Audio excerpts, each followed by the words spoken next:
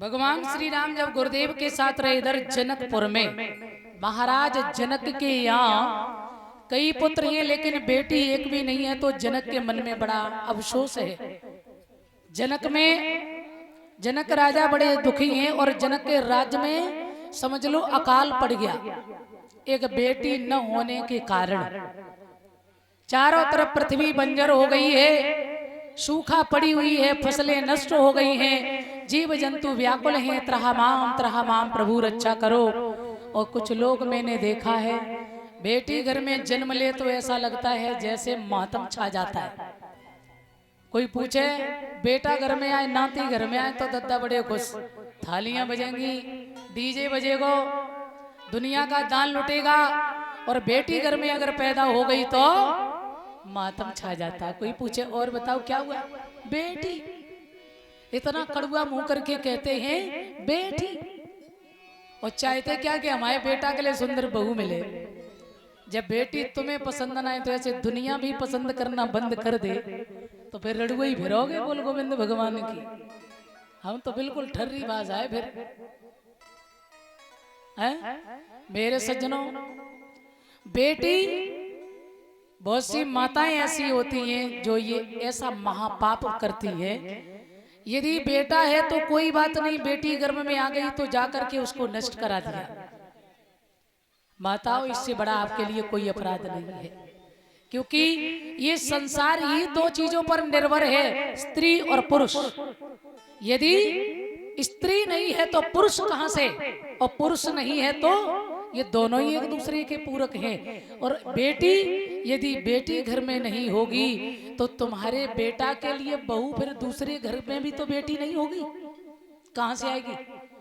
और मैं सबसे बड़ी बात आपको बता दें, बेटियों से जो घृणा करते हैं लोग, बेटा केवल एक कुल का तारण तरण करता है, बेटी 3 कुल को उतारती है। आप ये मत सोचना, मैं आपको बता रहे और आप खुद जानते होंगे इस चीज को।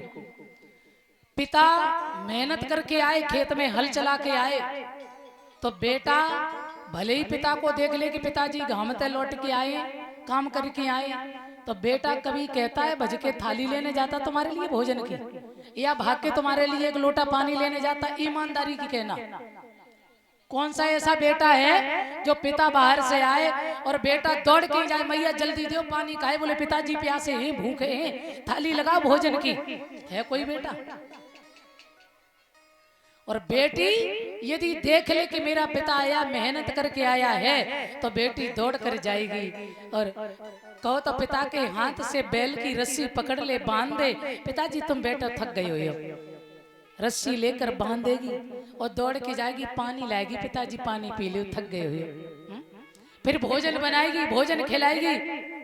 एक बार एक पिता ने अपने बेटा से कहा, बेटा मैं वृद्ध हो गया हूं, मैं रात्रि में अकेला सोता हूं, कोई तकलीफ हो जाए, कोई बात हो जाए, कोई जरूरत पड़ जाए तो मेरे साथ सो जा आज। पहले तो बेटा सोया नहीं, जैसे तैसे पिता ने ज्यादा जब कहा बेटा मेरे पास सो जाओ, तो बेटा सो गया। और जब सो गया तो अर्ध रात्रि में उस बाप को प्यास लगी, उस बूढ़े बाप को रात में प्यास लगी और बेटा से बोला, बेटा हमें बहुत प्यास लगी है, बेटा एक लोटा पानी लेके आओ। पहले तो श्रीमान जी जागे नहीं, और जैसे ही जागे तो आंखें लाल। अरे सारी रात सोते नहीं हो, ना सोने देते हो, क्या ये तमाशा बना रखा तुमने है? रात में प्यास लगी, भूख लगी, ये लगा वो लगा, अरे कहाँ खामे खाम तुम्हारे पास आकर के सो गए। कल से मैं सोऊंगा नहीं तुम्हारे पास, मैं नहीं लौटने वाला तुम्हारे पास। दिमाग खराब करके रख दिया, रात भर पानी पानी पानी। जो बाप मजदूरी करके अपने बच्चों का भरण पोषण करता है और बुढ़ापे में वो बाप एक लोटा पानी मांगता है तो संतान निरादर कर देती है, क्या ऐसे बेटा को बेटा कहोगे? बेटा से पानी मांगा, लेकिन बेटी घर में अंदर सो रही थी। बेटी ने आवाज सुनी कि मेरा बूढ़ा बाप प्यासा है, तुरंत जागी, एक लोटा जल लिया और अपने पिता के पास गई, पिताश्री पानी पी लो। पिता ने कहा, बेटी तुम्हें तो नहीं बुलाया था मैंने। बोले तो क्या हुआ? भैया ने नहीं सुनी तो कोई बात नहीं, मैं आपको पानी लेकर आए, पानी पियो। और मैं एक बात बता दूं, ध्यान करना, बेटा मरने के बाद पानी देता है। जब बाप मर जाता है ना, तब बेटा पानी देता है, श्राद्ध करता है, कौओं को भोजन कराता है। जब बाप मर जाता है तब। फिर तुम देख रहे हो, फिर उसके बाद तुम्हारा बेटा तुम्हारे लिए दुनिया लुटा दे, क्या तुम देख रहे हो? अरे जियत बाप को कौर न देवे, मरे पे चोर उठावे रे बेढंगी दुनिया है? और बेटी जिंदा पर पानी देती है, बेटा मरने के बाद पानी देता, इतना अंतर है, ध्यान रखना। और बता दें आपको, जिस बेटा के लिए जिसको लड़के, क्या कहते हैं, लड़के, जो लड़के भी सब तुमसे ले लें, वो हैं लड़के, सब तुम्हारा लिखा लें, लड़के। और बेटी पराए घर को घूरो है? अरे पिता के पास देने को न हो, पिता गरीब हो और किसी की दहली पर घूम के आए, हर बाप की इच्छा होती मेरी बेटी अच्छे घर में जाए, और पिता की औकात नहीं है, पिता टेंशन में बैठा है, तो बेटी अपनी माँ से कहती है, मैया बापू आजकल बड़े चिंता में लग रहे हैं। तो मैया कहती है, बेटी कहा बताएं, सुंदर तेरे लिए घर भर नाई में रहो। जब बेटी जवान होती है तो माँ बाप के दिल में खटकती है, तेरा बाप बहुत भटक रहा है पर तेरे लिए घर नहीं ढूंढ पा रहा है, ध्यान देना। तो वो बेटी अपने पिता से आकर के कहती है, पिताश्री अरे आप क्यों चिंता करते हो, आप जैसे घर में कर दोगे मैं तुमसे कोई ऐतराज नहीं करूंगी। देखिए, एक बेटा सारी संपत्ति को हड़प करने के लिए तैयार बैठा है और फिर भी उस बेटे को शांति नहीं है, और एक बेटी अपने सारे जीवन को दांव पर लगाने के लिए तैयार है, लेकिन मेरे बाप को चिंता नहीं होनी चाहिए, मेरे भैया का हिस्सा या मेरे भैया के जीवन में कोई संकट ना आए। बाप यदि देने भी लग जाए तो बहन कहती है, भैया के लिए छोड़ो ना, मेरे लिए इतना बहुत है। और भाई क्या कहता है, क्या सब इसको ही लुटा दोगे? ये भाई की आत्मा है, और एक बहन की आत्मा कैसी होती है, ध्यान देना।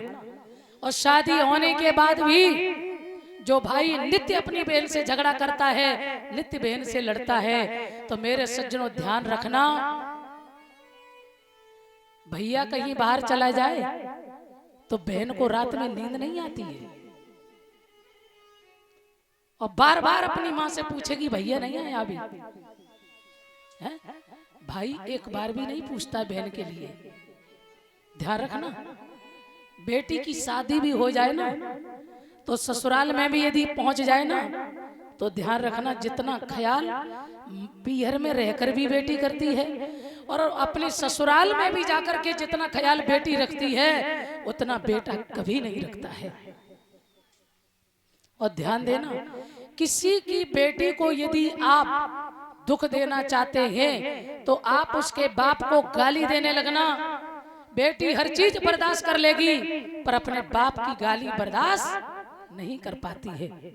अपनी सासू से कहती है, अपनी माँ से कहती है, माँ तू सब कुछ कह ले, अरे मुझे मार ले, मुझे पीट ले, मुझे सारी धौंस तू दे ले, सब कुछ कर ले मेरे साथ, लेकिन मेरे बूढ़े बाप को गाली मत दे माँ, मेरे बूढ़े बाप को गाली मत दे। भैया मुझे पता है कि मेरे बाप ने इस घर में कैसे शादी की है, मेरे बाप ने तेरी दहली की सारी धूल इकट्ठी कर दी और जाने कहां कहां से कर्ज लेकर के आया, और अभी भी मेरे बाप के सर का कर्जा उतरा नहीं है। माँ तू उस गरीब बाप को गाली मत दे माँ, गाली मत दे। और ध्यान रखना, जब तक बेटी का बाप जिंदा होता है तब तक बेटी का अधिकार होता है बाप के घर पर। बेटी अधिकार पूर्वक जीती है कि मेरे पिता का घर है ना, मेरे बाप का घर है। बाप की जिस दिन मृत्यु हो जाती है, बेटी पिता के दरवाजे पर दहाड़े मार मार के रोती है, और उस दिन वो कहती है, पिताश्री आज तक मैं अधिकार पूर्वक जी रही थी, आज तक मेरे बाप का घर था, लेकिन आज से ये दहली मेरे लिए पराई हो गई।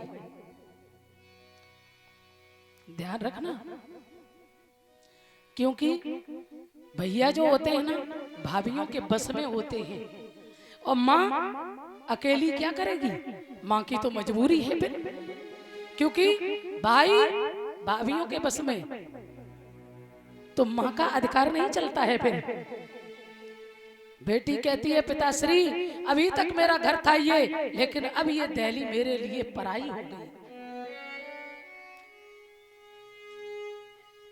मेरे सज्जनों, पीहर में रहकर भी जो ख्याल रखे, ससुराल में जाकर भी जो ख्याल रखे, और जीते जी तेरे 3 कुल को तारने वाली बेटी, और उस बेटी से लोग घृणा करते हैं।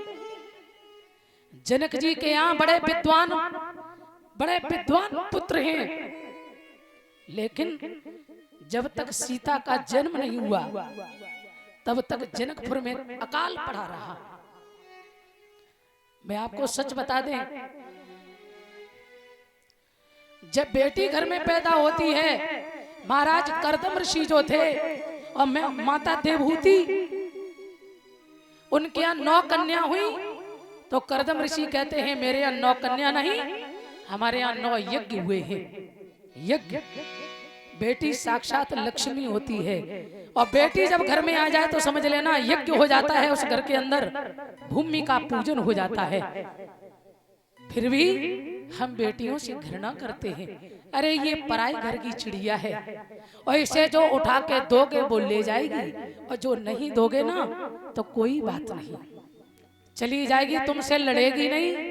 ये बेटियां होती हैं, और जो तुमसे लड़के भिड़के तुमको परेशान करके तुम्हारा सब कुछ ले ले, वो बेटे होते हैं। ये अंतर है बेटी और बेटों में। मेरे सज्जनों, महाराज जनक के यहाँ जब बेटी नहीं है बड़ा दुख है। आज महाराज जनक मैया सुनैना दोनों ने मिलकर के सोने का हल चलाया, बेटी का जन्म हुआ। ध्यान रहे, जैसे ही माता जानकी का जन्म हुआ है, जो साक्षात भक्ति स्वरूप हैं, चारों तरफ से काले काले बादल आ गए और घटा घनघोर जोर से वर्षा होने लगी। जो पृथ्वी बंजर पड़ी हुई थी, चारों तरफ हरियाली छा गई, चारों तरफ आनंद की वृष्टि हो गई, जनक का राज्य हरा भरा हो गया। ये है बेटी की महिमा। सीता जी बड़ी हो रही है, नाम रखा है सीता। सुखदेव जी सावधान करते इधर भगवान श्री राम गुरुदेव के साथ में रह रहे, और जब जानकी जी बड़ी हुई, एक दिन घर में गुड्डा गुड़िया का खेल खेल रही, और महात्मा दधीच की हड्डियों का बनाया हुआ धनुष रखा था। माता जानकी ने उस धनुष को उठाया, दूसरी जगह रखा। सज्जनों आ जाइए,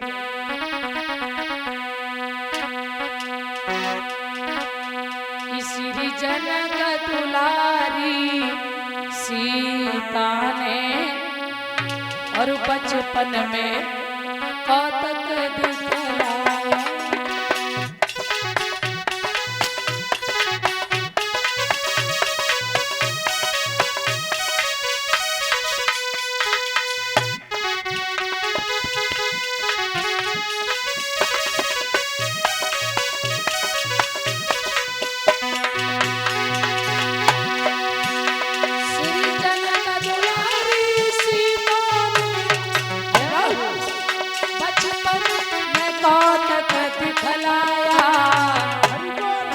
श्री महादेव का महाधनुष एक ही हाथ से उठा लिया।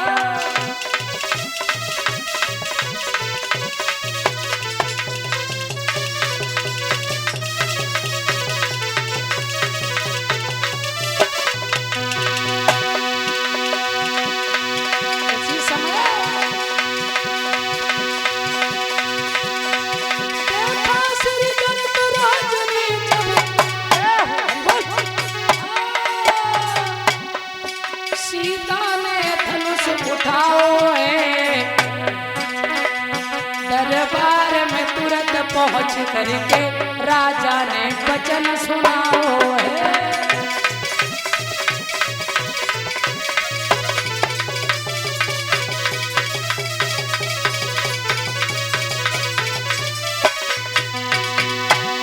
बोले महाराज जिस महावीर की महाशक्ति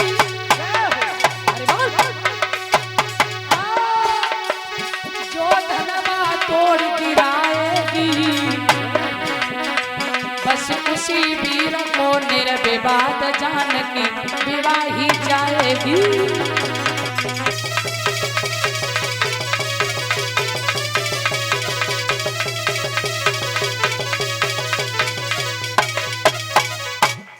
मेरे सज्जनों, जैसे धनुष को उठाया